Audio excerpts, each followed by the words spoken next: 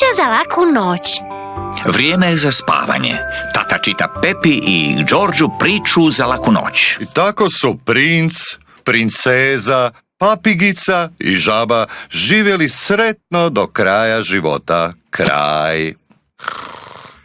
Priča za laku noć uspavala je Pepu i Đorđa.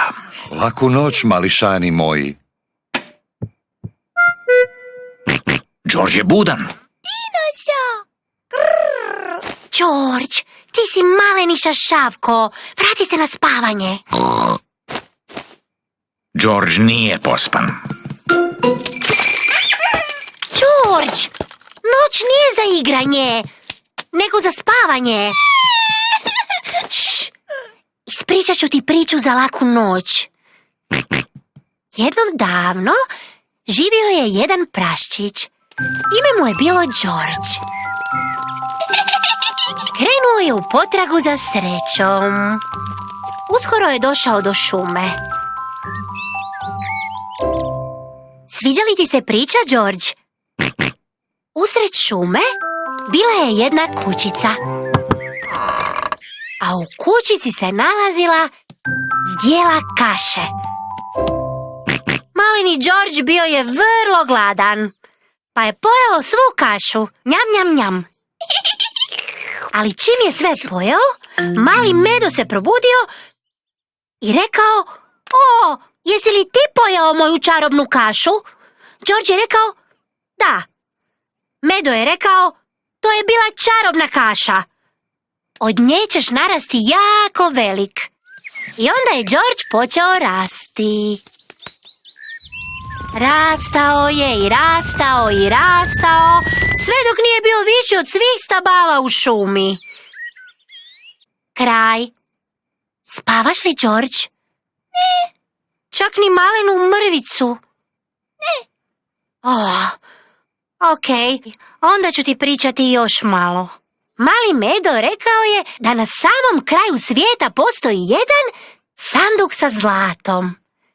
Ali on ga nije mogao potražiti jer je premalen.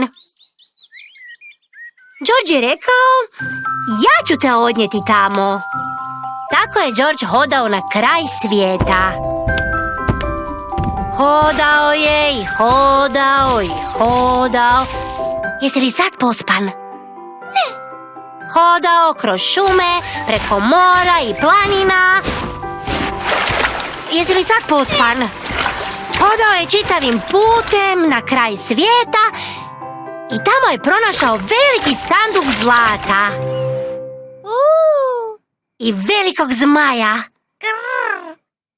Da, veliki zeleni zmaj koji ima krila i koji riga vatru.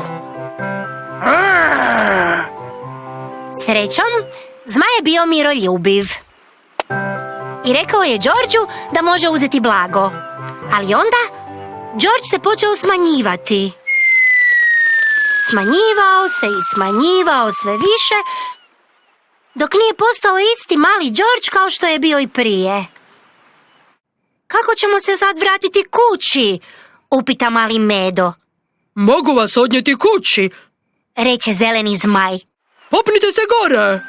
I tako su se Đorđ i mali Medo popeli na zmajeva leđa i odletjeli prema svom domu, do usamljene kućice usred šume.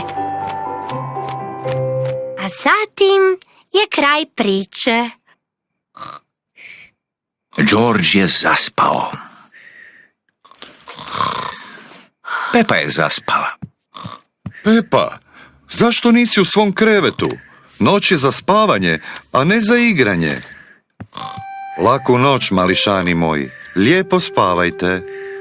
Pepa i Đorđ brzo su zaspali u svojim krevetićima.